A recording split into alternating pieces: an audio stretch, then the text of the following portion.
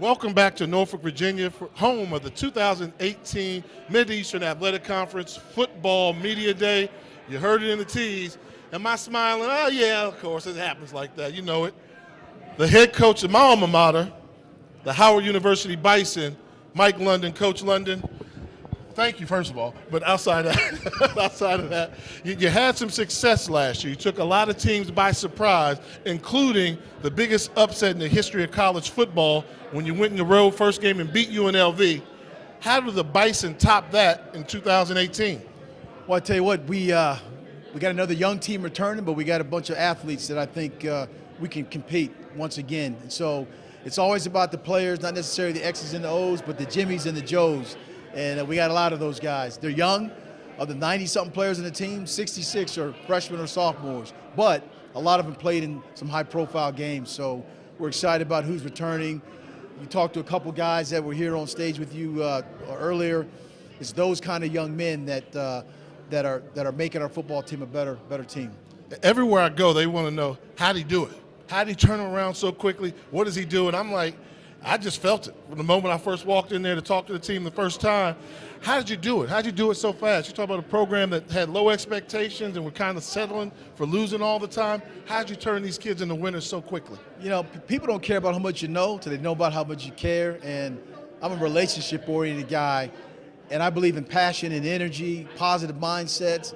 You know, you're talking to a guy that was a bone marrow donor, saved his daughter's life, and the odds were a police officer had been shot. I mean, so all those things, you feel confident and you feel like, we owe opportunities for these kids to feel like they can do anything.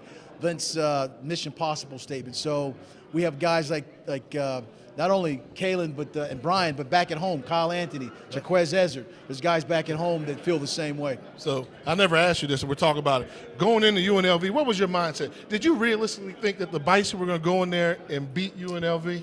And you always say that. I know that. I know. That's Coach. But when did realization come to you like, oh, we can play with these guys and win? You know, after the first couple series, it was like, I guess they kind of felt like the game was in the bag, but our guys were like, we were hitting them in the mouth, we were running the ball, we were executing, and as things started happening, the sideline chatter was unbelievable. Like I'd never been around. We're in this. We came here to win, and that was the players talking, you know. So to see something like that come to fruition was great. Now we have to sustain that kind of effort, not only with out-of-conference opponents, but our in-conference opponents as well.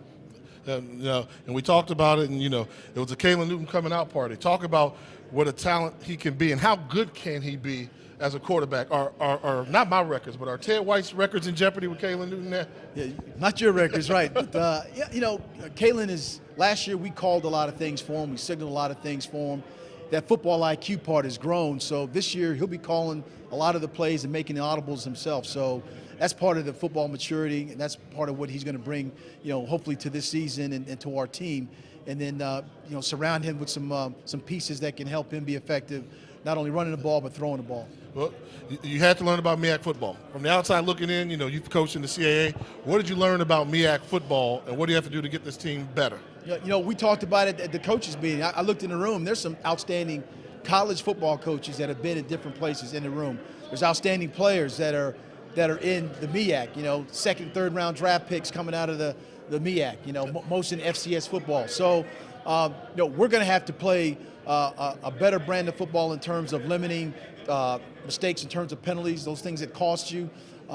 Being smart about how we handle our kicking game with the new rules. How do we implement all these new rules that they're going to be assets for us? And just, again, continue to play with that passion and energy. But I believe we'll bring the passion and energy. That's no doubt. Gotcha.